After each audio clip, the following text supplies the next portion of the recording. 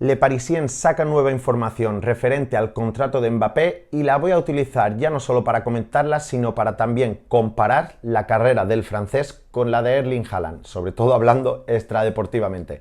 Vamos a comentarlo. Ahí lo tiene Marabona, lo marcan dos, pisa la pelota Marabona. La centrada, la rematada y el gol.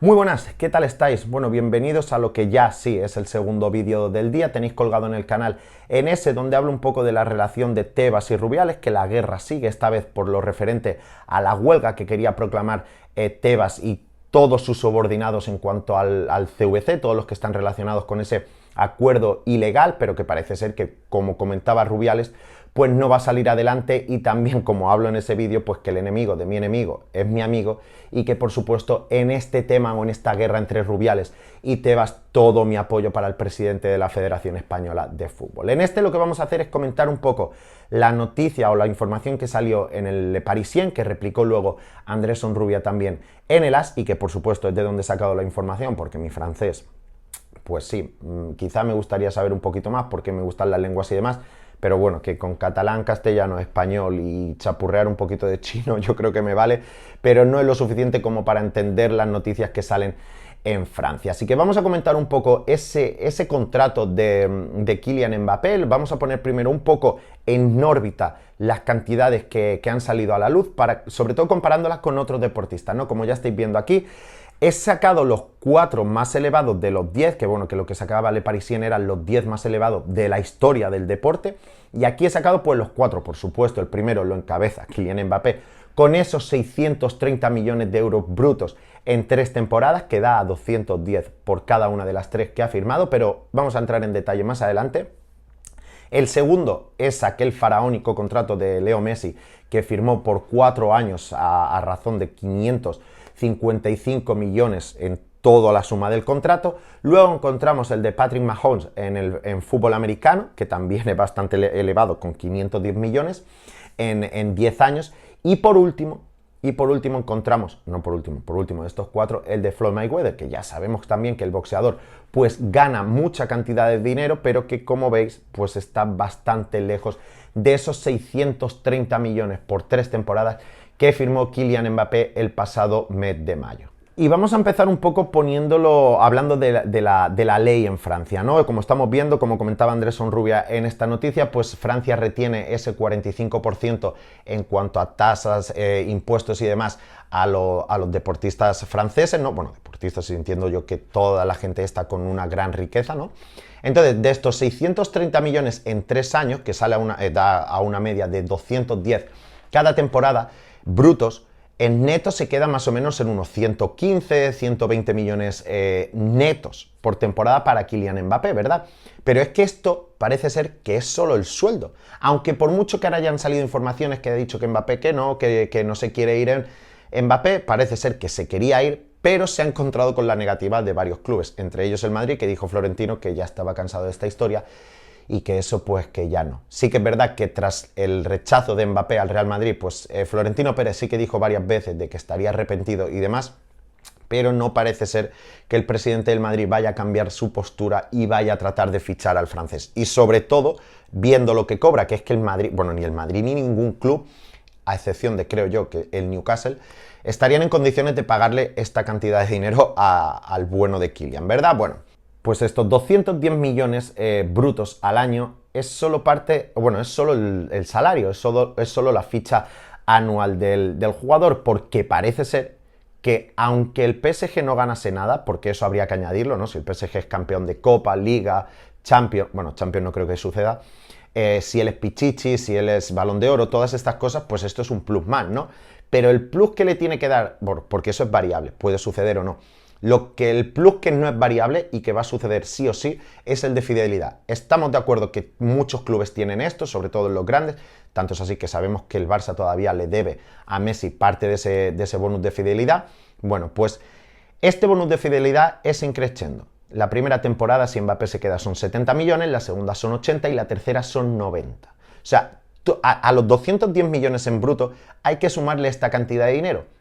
Y si hacéis cuentas, al final le está quedando un sueldo de 150, 160 millones limpios a Mbappé, por haber renovado con el PSG. Con estos números en la mano, todavía habrá quien me venda la tontería de que no, que dejó tirado al Real Madrid, que nunca estuvo atado.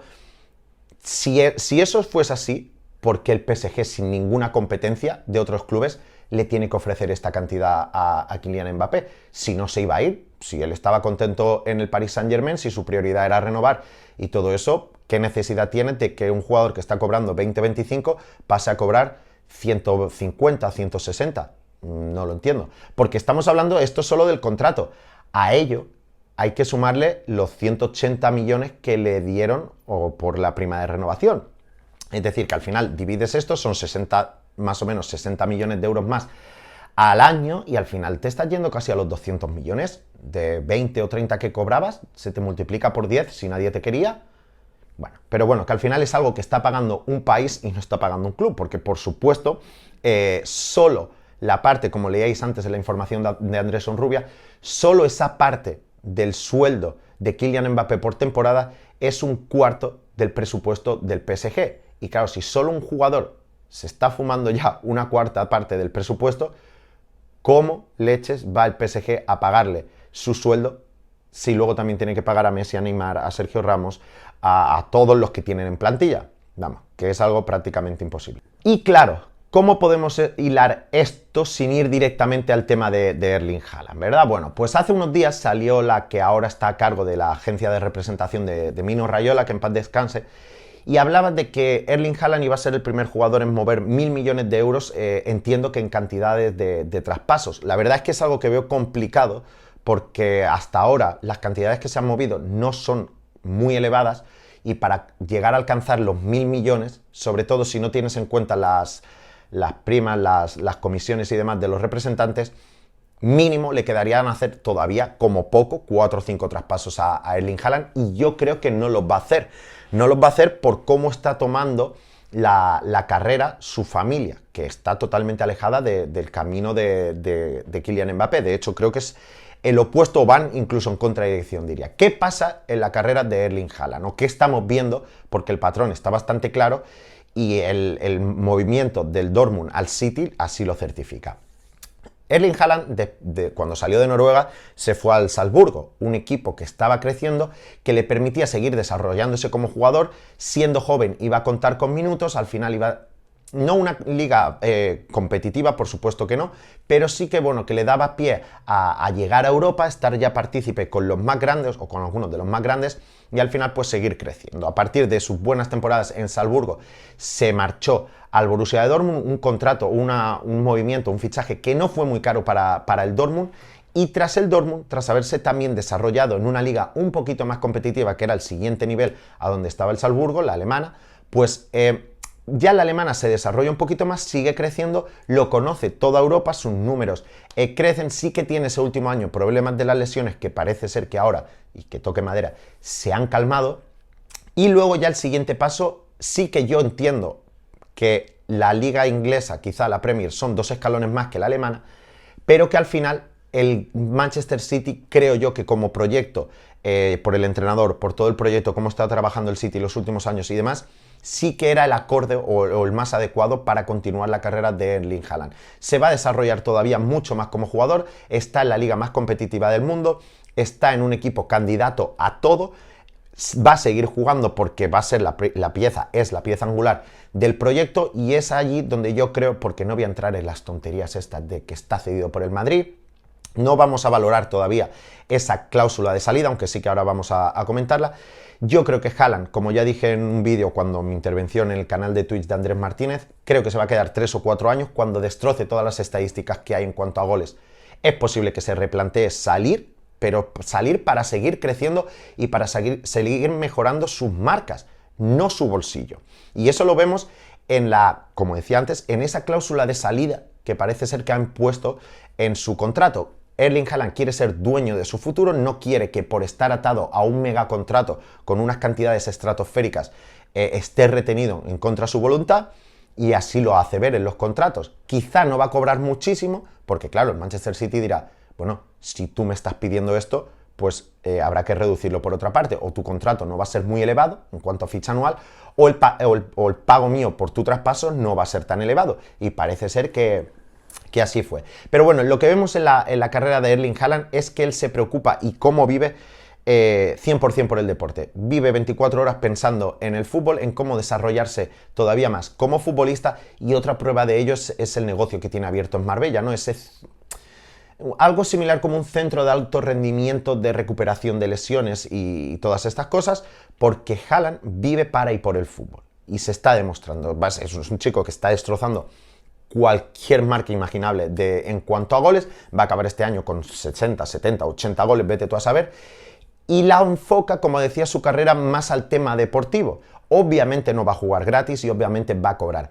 Pero no creo que el dinero vaya a ser nunca un problema para Erling Haaland, como parece ser que sí que lo está haciendo para Kylian Mbappé. Y se ven las dos familias, ¿no? Estamos viendo que el problema, aunque el jugador también lo tiene, el problema en la carrera de Kylian Mbappé es su madre y su abogada, y el punto positivo en la carrera de Erling Haaland, de hecho, es su padre, que al haber sido futbolista sabe cómo se mueve todo este negocio y ha conseguido dirigir a su hijo o meterle, que la mentalidad de su hijo sea totalmente centrada en el deporte, como así está haciendo. Y yo creo que tras esta exposición queda claro de en qué parte me pongo, ¿no? ¿Quién me gustaría que acabase en el Madrid antes que el otro? Por supuesto, Erling Haaland, porque es un jugador que vive, como decía antes, para y por el fútbol. Se dedica 24 horas exclusivamente a su carrera, a seguir desarrollándose, como así lo ha demostrado en los diferentes pasos que ha dado. Que luego acabe en el Real Madrid o no, eso el tiempo lo dirá, porque lo que seguro que no va a ser que no va a acabar en el Madrid en la próxima temporada o en las próximas dos, seguro que no.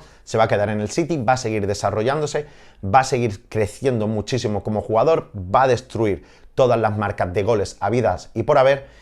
Y mientras el otro chico, pues sí, bañado en oro, van a ser ricos los bisnietos de sus bisnietos, pero yo creo que es posible que como jugador acabe estancándose. Y nada más, hasta aquí este segundo vídeo del día. Espero que os haya gustado y que dejéis un fuerte like. Y ahora ya pues nos vemos en la previa de ese Leipzig-Real Madrid, que será mañana. Que vaya bien. Madrid gana 1-2 y la Liga se le escapa al Barcelona.